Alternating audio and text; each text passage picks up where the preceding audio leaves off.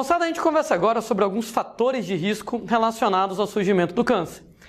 Quando a gente fala nesses fatores de risco, inevitavelmente, predisposição genética, a história que a gente estava comentando anteriormente, de que quem tem casos de câncer na família tem um risco maior de ter câncer, porque existem genes que favorecem o surgimento do câncer, e lembrem-se novamente que é para um tipo de câncer em especial. Estava comentando que, Deus me livre, quem tem caso de câncer de mama na família tem um risco aumentado de ter câncer de mama, mas não necessariamente câncer de próstata. Deus me livre, quem tem caso de câncer de próstata na família tem um risco aumentado de ter câncer de próstata, mas não necessariamente câncer de mama. Então os genes são para um tipo de câncer em especial. Bom, claro que predisposição genética nós não temos como controlar, mas existem fatores de risco que são controláveis até um certo ponto. É o caso, por exemplo, da exposição a radicais livres, né? Quando a gente fala, moçada, em radicais livres eles são agentes oxidantes. Ora, uma vez que eles são agentes oxidantes, eles vão lá, oxidam o DNA, roubam elétrons do DNA. No que eles oxidam o DNA, no que eles roubam elétrons do DNA, eles acabam promovendo mutações. E, gente, lembrem-se que câncer tem origem exatamente em mutações.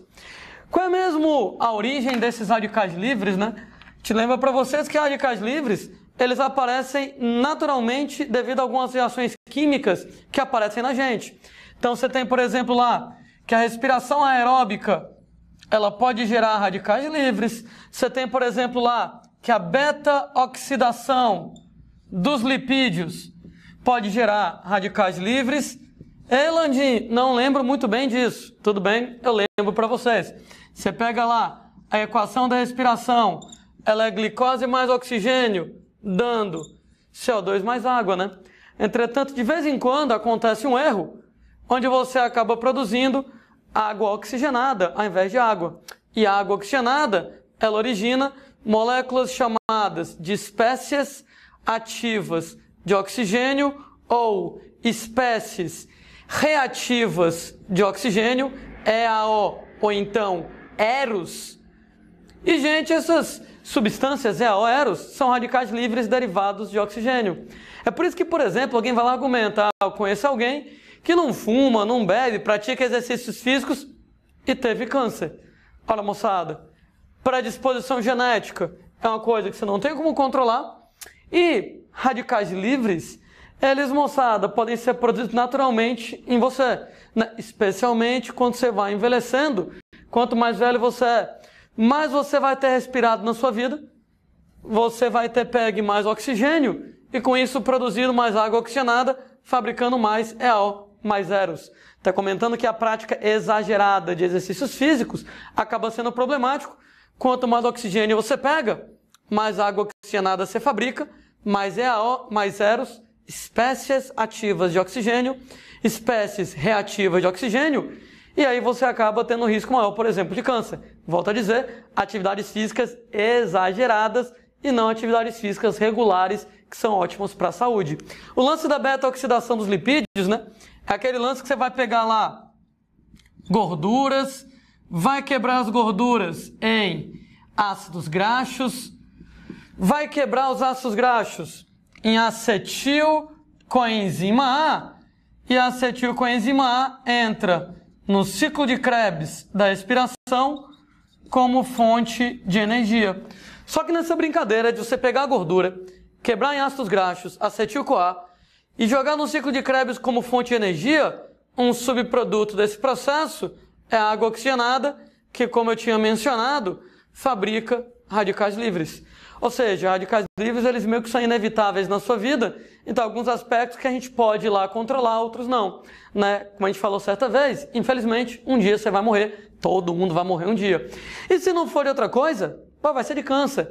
É inerente ao envelhecimento. Você vai envelhecendo, você vai acumulando mutações, quanto mais velho você é, mais você vai ter respirado, mais você vai ter oxidado gorduras, radicais livres vão acabar, então, produzindo, né, mutações que podem acabar desencadeando câncer.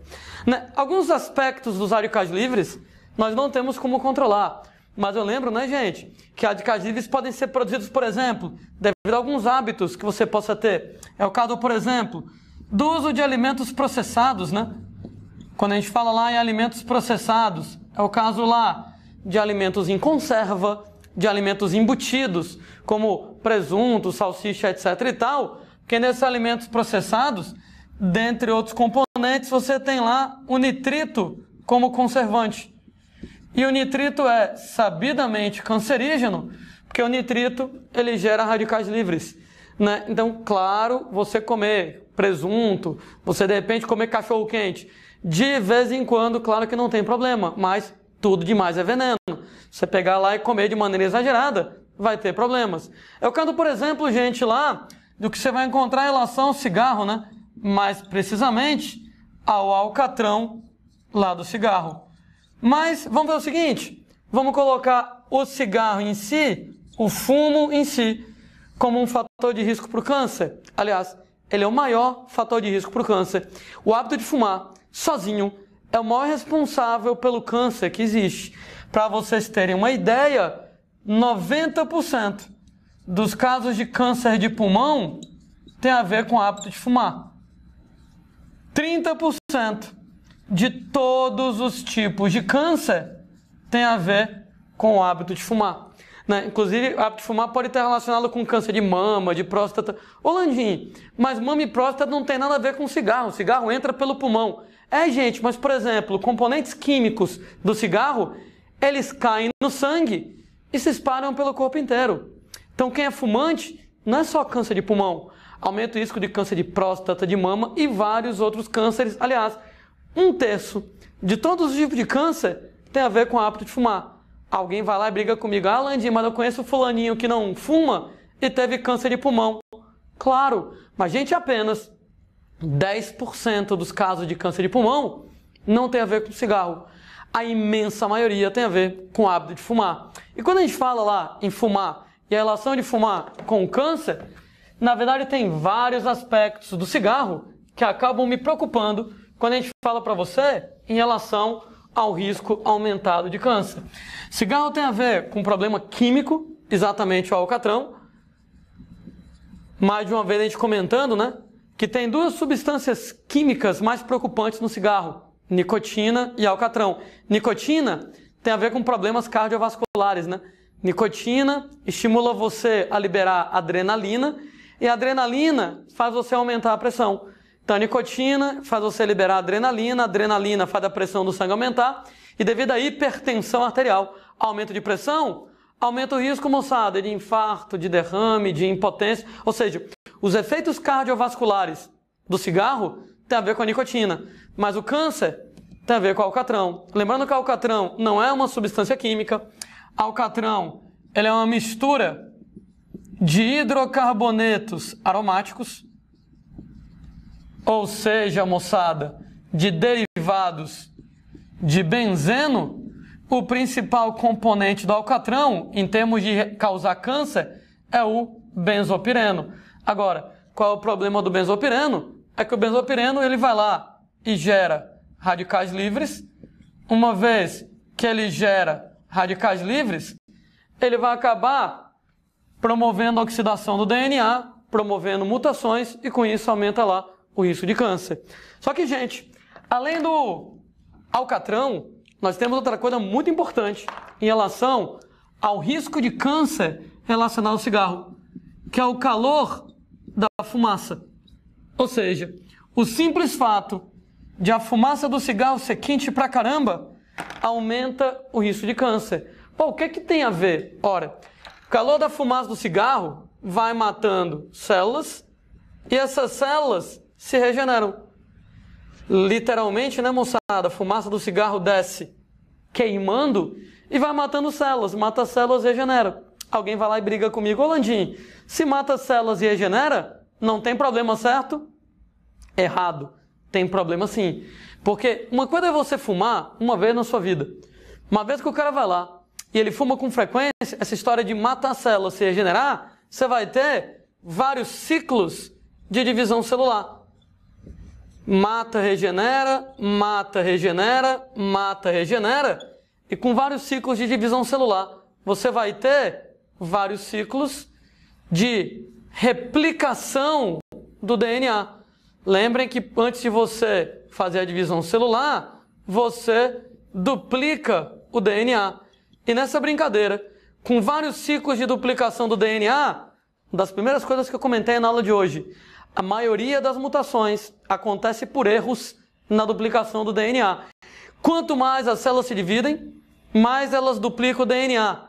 Quanto mais elas duplicam o DNA, maior o risco de acontecer um erro, maior o risco, gente, de mutações. Esses vários ciclos de replicação do DNA aumentam o risco de erros na duplicação do DNA, aumenta o risco de mutações e automaticamente, moçada, aumenta o risco de câncer nessa situação. Então, quando você vai lá e fuma frequentemente, o calor da fumaça mata células, elas se regeneram.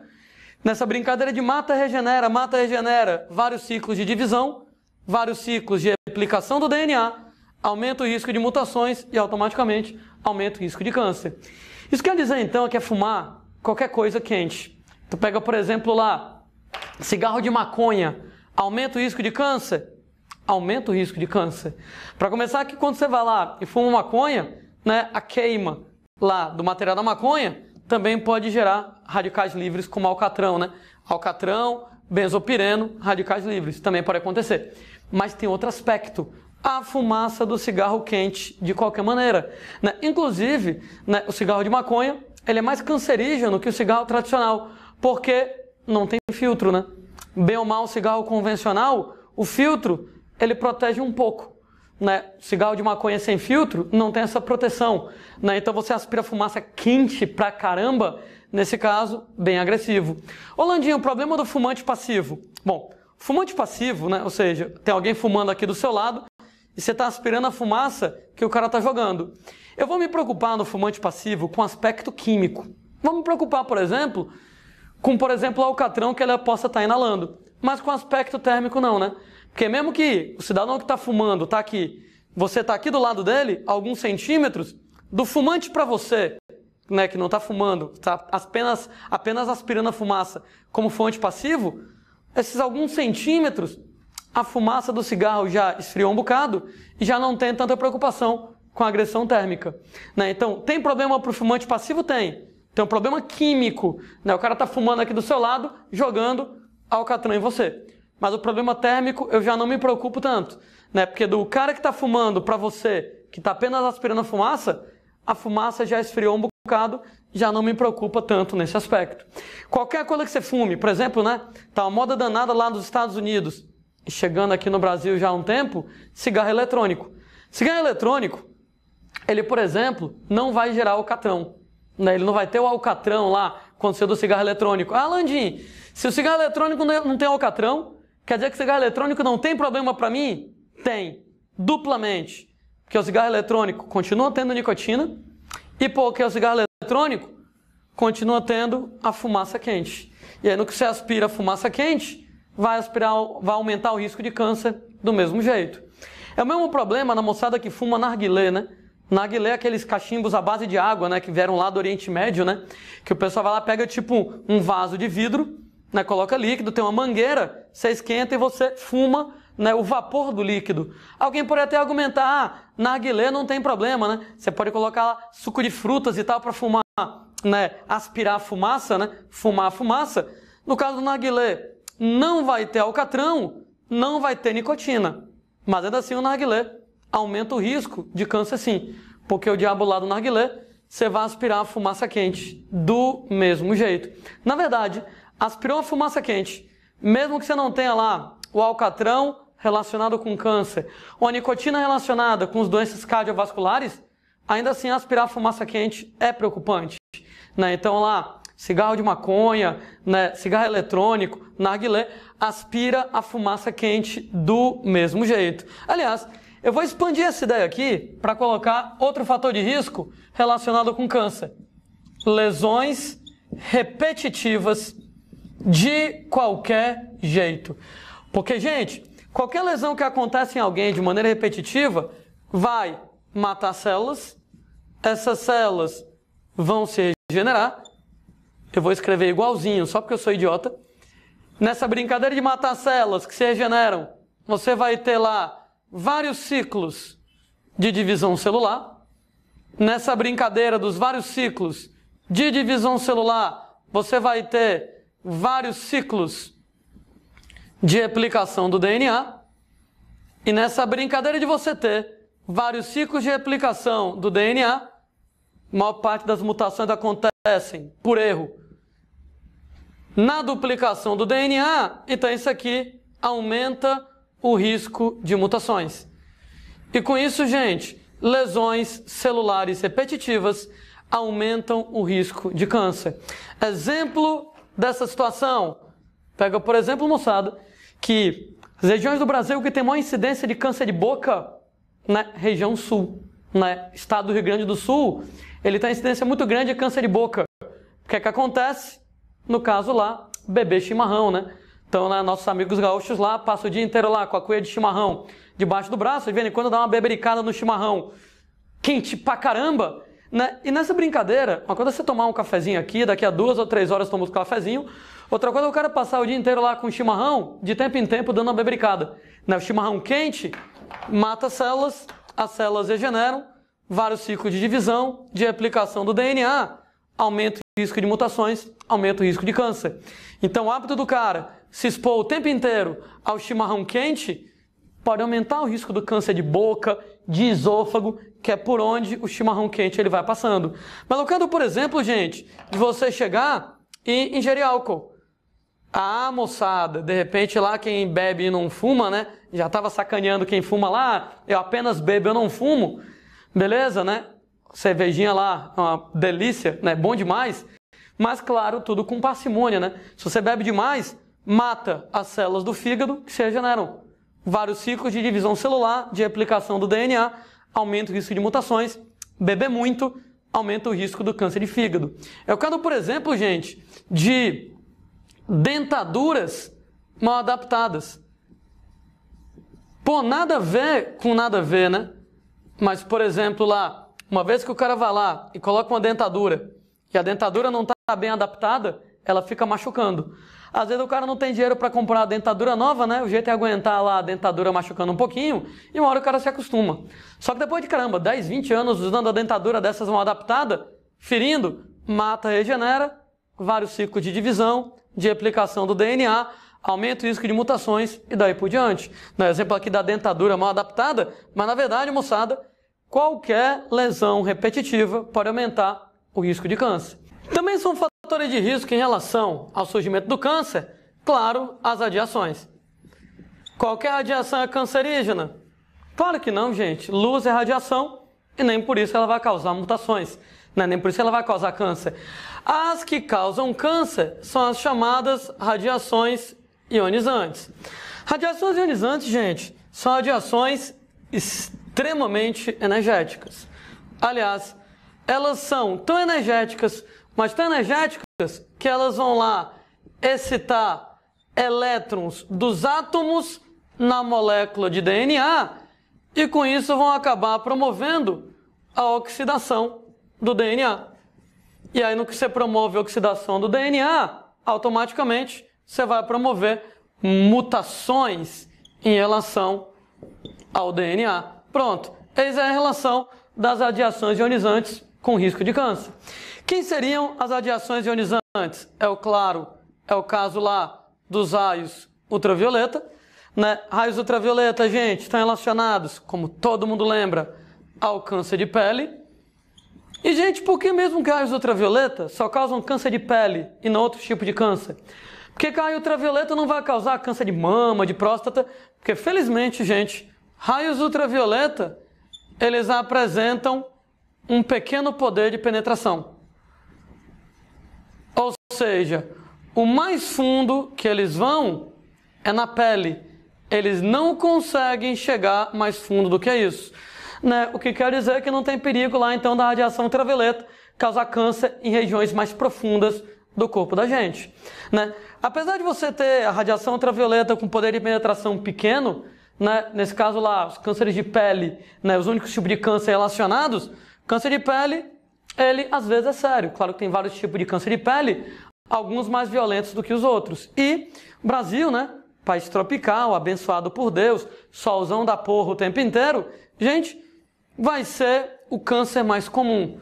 Então, o câncer mais comum no Brasil é o câncer de pele.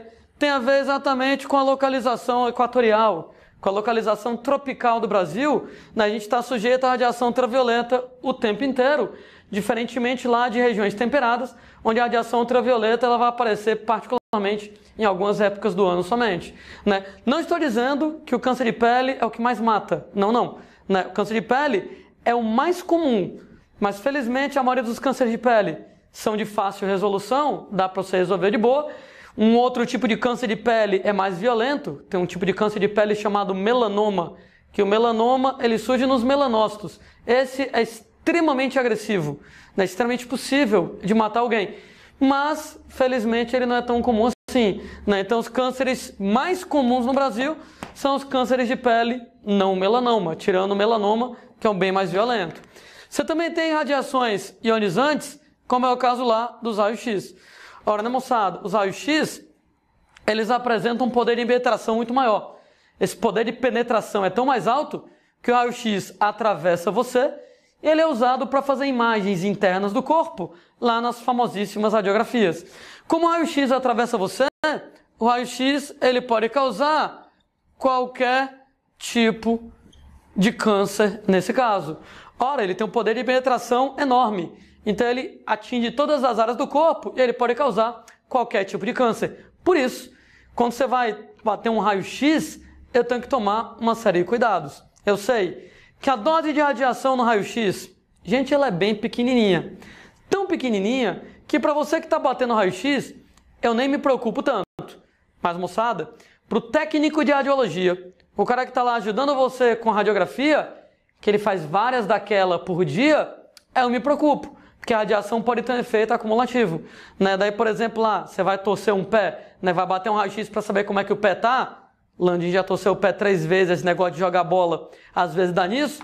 Aí você sabe como é que funciona, né? Você chega lá com o pé torcido, todo lascado, aí o técnico de radiologia posiciona seu pé na máquina de raio-x, sai da sala e aciona o raio-x do lado de fora. Para que isso? Para ele não pegar radiação. Alguém vai lá e diz, né? Muito bonito, né? Eu pego a radiação e o técnico não pega. Número 1, quem torceu o pé foi você. Né? O cara não tem nada a ver com o seu azar. Então você tem que tomar radiação, é o jeito. E número 2, como eu estava falando, né? Aquela radiação que você pega ali, quantos raios-x você bate no ano? 1, 2? Pô, é difícil bater um raio-x. Não lembro lá a última vez que eu bati um raio-x. Né? Já tem lá alguns anos nessa brincadeira. Mas o cara que trabalha com aquilo, ele vai lá todo dia, bate trocentos raios-x. Então ele tem que se preocupar. Né? Então por isso que ele vai ter que ir para uma proteção para poder exatamente evitar o contato com raio-x. Normalmente, né, moçada? Ambientes onde você tem máquinas de raio-x apresentam lá revestimento de chumbo, chama lençol de chumbo para poder proteger contra os raios-x. Só que chumbo, né? Lá da química, chumbo. Só que, moçada, chumbo é caro. Então a opção mais barata que funciona bem em relação lá à proteção contra os raios-x é a chamada parede baritada. Ela, moçada, é um tipo de argamassa especial que contém bário na composição. Tanto o revestimento de chumbo quanto a parede baritada oferecem lá proteção contra raios-x. Então, por exemplo, consultório dentário, que tem lá a máquina de raio-x, por lei, tem que ter lá a parede baritada. Volto a dizer, o revestimento de chumbo, né? Ele é muito mais eficiente, mas é muito mais caro, mas a parede especial, com bário na composição da argamassa, para proteger contra os raios-x. Então o cara vai lá, sai da sala, para poder não se expor à radiação, e nessa brincadeira diminui o risco dele ter algum problema em cima disso. Mulheres grávidas não devem tomar raio-x, né? Não devem fazer radiografia. Agora, por quê? Tem um bebezinho lá dentro. Se esse bebezinho vai lá e é exposto ao raio-x e acontece uma mutação na célula dele, como as células do bebê estão se multiplicando o tempo inteiro, ele pode ter algum problema sério. Então só faz raio-x em mulher grávida em último caso. E ainda assim, com uma série de proteções, né? Você vai, por exemplo, colocar um avental de chumbo na barriga da mulher grávida para poder proteger o bebezinho que está lá dentro. Eu lembro que quem trabalha com raio-x, né, é uma profissão insalubre, né? No sentido lá de que tem um risco aumentado para a saúde por causa da exposição à radiação, né? O técnico de radiologia o tempo inteiro tem lá aquele jaleco branco, né? Aquele avental branco, e no bolso ele anda com um filmezinho radiográfico chamado dosímetro. O dosímetro vai medir a dose de radiação que ele está pegando para exatamente controlar, para evitar que ele pegue radiação demais. Né? Volto a dizer, tem uma determinada quantidade de radiação que é tolerável. Se ele pegar mais do que isso, eu vou começar a me preocupar. Né? Então esse cara aí vai ter que de repente tomar uns cuidados. Né? O dosímetro vai orientar ele para o tanto de radiação que ele está pegando. Né? Ele tem que tomar cuidado para evitar doses excessivas de radiação. Estou falando de radiações ionizantes promovendo câncer.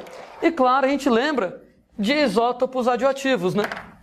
Nesse caso, moçada, substâncias químicas que emitem radioatividade.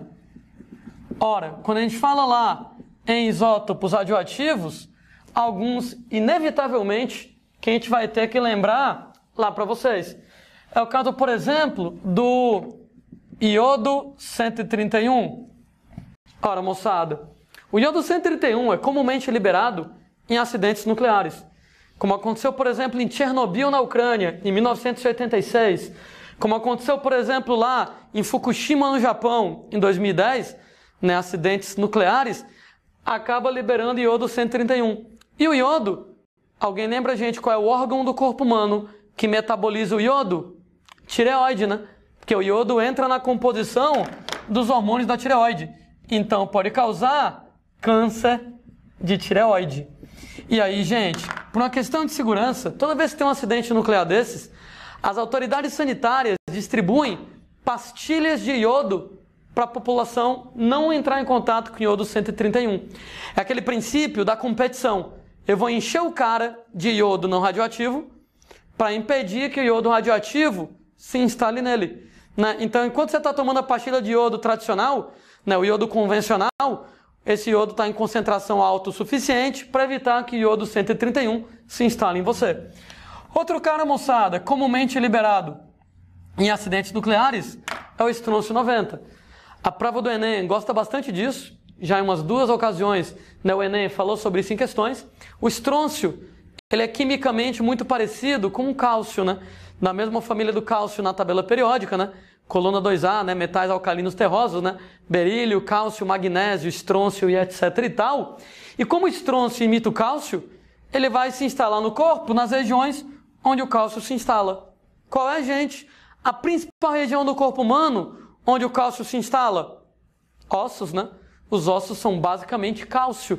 Então você vai ter que o estrôncio 90 pode causar câncer de osso, câncer de medula óssea, que é a leucemia, e aí vai. Outro isótopo radioativo que a gente tem que lembrar é o césio-137. O maior acidente nuclear da história do Brasil aconteceu em 1987, em Goiânia. Né? O pessoal lá de um hospital pegou uma máquina de radioterapia e jogou no ferro velho. Por lei, qualquer equipamento que tenha material radioativo não pode ser descartado. Tem que ser mandado para empresas especializadas que vão desmontar aquela máquina e vão pegar o material radioativo e acondicionar como lixo atômico, que, claro, é um lixo especial. Só que isso é caro, né? Desmontar a máquina, pagar a empresa para isso é caro. Então o hospital lá de Goiânia, mala, jogou no ferro velho para não ter que pagar a desmontagem. Aí tinha a galera sucateira, né? No ferro velho procurando alguma coisa útil, né? O que aproveitar, encontrou a máquina, não sabia o que era, quebra a máquina para ver o que é que consegue aproveitar e encontra o pó de césio-137, que é um pozinho azul brilhante. E o pessoal achou a coisa mais linda do mundo, né? Pozinho azul brilhante. Passou no rosto, passou no corpo, levou para casa para mostrar para os familiares. E o saldo disso aí, além de várias mortes, vários casos de câncer, vários casos, gente, de queimaduras radioativas violentíssimas.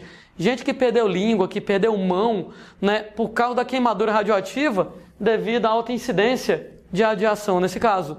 Né? Então o césio-137 usado na máquina de radioterapia para produzir a radiação. E, aliás, alguém escutando essa história, talvez tenha pensado assim, peraí, Landim, você acabou de dizer que radiação causa câncer e não tem a radioterapia que cura o câncer? Afinal de contas, radiação causa câncer ou radiação cura o câncer? Resposta, depende. Depende da dose. Entendam a ideia importante? Quanto maior a dose de radiação a qual alguém se expõe, maior vai ser a incidência de mutações. Ou seja, moçada, será diretamente proporcional nesse caso. Quanto maior a dose de radiação, maior a incidência de mutações, aqui na brincadeira. O resultado, nesse caso, é que quando você pega pequenas doses de radiação, você vai ter pequeno risco de desenvolver mutações. Mas, gente, se você vai lá e é exposto a doses mais altas de radiação, você vai ter um risco aumentado de mutações e, com isso, gente, um risco aumentado de câncer, aqui nesse caso, né? Sendo que, no caso lá da radioterapia, a ideia é outra. É você usar uma dose de radiação tão alta, mas tão alta, mas tão alta, que promove tantas mutações, mas tantas mutações, mas tantas mutações, que acaba promovendo a morte celular. Nesse caso, gente, é o mesmo raciocínio da queimadura radioativa. Quando você se expõe a muita radiação, você vai ter tantas mutações que a célula morre. A ideia na radioterapia é usar não essa dose de radiação, é usar essa aqui. Uma dose tão alta que promove tantas mutações que mata a célula cancerosa. O problema da radioterapia é o problema de todo o tratamento do câncer. Não sabe reconhecer a diferença entre uma célula saudável e uma célula cancerosa. Então, claro que a radiação vai matar quem estiver no meio do caminho. As máquinas de radioterapia hoje em dia, elas emitem feixes de radiação bem fininhos, como se fossem agulhas de radiação para poder minimizar os danos aos tecidos saudáveis. Agora, infelizmente, vai acontecer, né? Então, o cara que tem, por exemplo, câncer de próstata, que faz radioterapia, para a radiação conseguir chegar na próstata, vai ter que atravessar tecidos saudáveis. E vai, infelizmente, matar alguns tecidos saudáveis no meio do caminho, né? Para atingir a próstata, tem que passar, por exemplo, lá pela parede do reto. Por isso que muitas vezes o cara vai ter sangramento retal, né? Sangramento anal, quando faz radioterapia para câncer de próstata. Não tem como atingir a próstata sem passar pelas células da parede do reto. Então os efeitos colaterais acabam acontecendo porque a radiação mata quem estiver no meio do caminho. Infelizmente não atinge só a célula cancerosa. Ainda falando sobre fatores de risco para o câncer, a gente lembra, moçada, dos chamados vírus oncogênicos. Ora, moçada, o nome onco quer dizer câncer, né? Daí, Departamento de Oncologia do Hospital. É o departamento que trata de pacientes com câncer. E vírus oncogênicos são vírus relacionados ao surgimento do câncer. O mais famoso dos vírus oncogênicos, claro, é o HPV. Ele é o vírus do papiloma humano.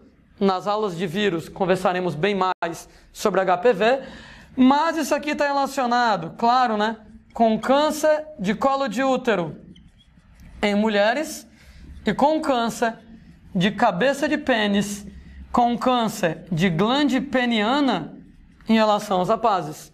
Você tem, gente, vírus como, por exemplo, HBV e HCV, vírus da hepatite B, vírus da hepatite C. São vírus, moçada, relacionados lá com câncer de fígado. Ou seja, além de causarem hepatite, eles podem causar câncer de fígado. Você tem lá o HTLV, a sigla vírus da leucemia tipo T em humanos, e HTLV vai causar lá um tipo de leucemia, leucemia T. Nem todos os tipos de leucemia têm a ver com vírus, mas fato, você tem lá alguns tipos, né, de leucemia que podem ter relação com os vírus. Na verdade, existem outros vírus que podem aumentar o risco de cânceres de modo geral. Esses vírus oncogênicos, os 4 que eu citei aqui, HPV, hepatite B, hepatite C e HTLV, são os mais importantes que eu queria que vocês lembrassem. Notem, moçada, que a gente vai ter aqui, na nossa conversa, alguns fatores de risco que são de natureza química, né? Fatores de risco químicos, aqui na brincadeira, envolvendo, por exemplo, lá, o alcatrão do cigarro, envolvendo, por exemplo, moçada, né, o álcool, envolvendo, por exemplo, os isótopos radioativos. Mas, gente, existem fatores de risco que são de natureza física. É o caso, por exemplo, lá das radiações ionizantes. É o caso, por exemplo, do calor da fumaça do cigarro. Claro, se você se expor de maneira repetida, né, ao calor da fumaça. Mas também existem fatores de risco que são biológicos, nesse caso, como é o caso dos vírus oncogênicos. Então, existem fatores de risco de natureza química, de natureza física, de natureza biológica, vários e vários fatores de risco. É claro que existem alguns tipos de fatores de risco específicos para um determinado tipo de câncer em especial, né? Daí, eu queria só lembrar para vocês que o uso de pílulas anticoncepcionais,